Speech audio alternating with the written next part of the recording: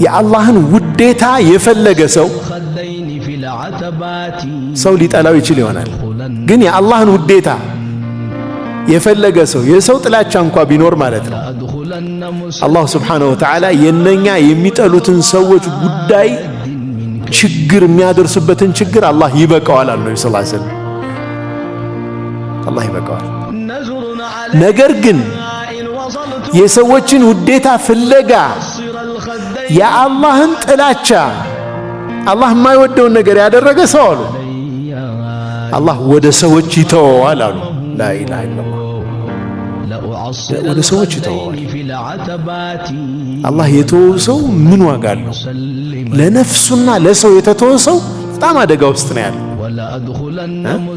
ወከለሁ ላሁ ኢለናስ ጃዕፈር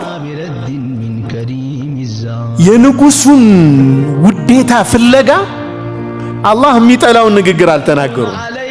መጨረሻ ምን ሆነ? ንጉሱ እንዲወዳቸው አላህ አደረገ። እንደውም ንጉሱ እስልምናን ተቀበሉ። አያችኋል?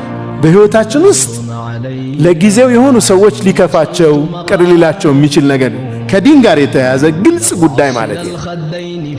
ይህም ይቻላል የሚባል ነገር ሳይሆን ቁርጥ ያለ ነገር ሐራም የሆነ ነገር ለምሳሌ ብትቃወሙ ይህ ነገር ትክክል አይደለም ብትሉ የሚከፋው ሰው ካለ አላህ የሚወደውን ነገር እየፈለግን ስለሆነ ማለት ነው። ቤታችን ውስጥ ሐራም የሆነ ነገር እየተሰራ ሚስታችን ወይም ልጆቻችን ቢከፋቸው ምንም ማድረግ አይቻልም። ግን በመጨረሻ ግን አላህ እኛን እንዲወዱን ያደርጋል።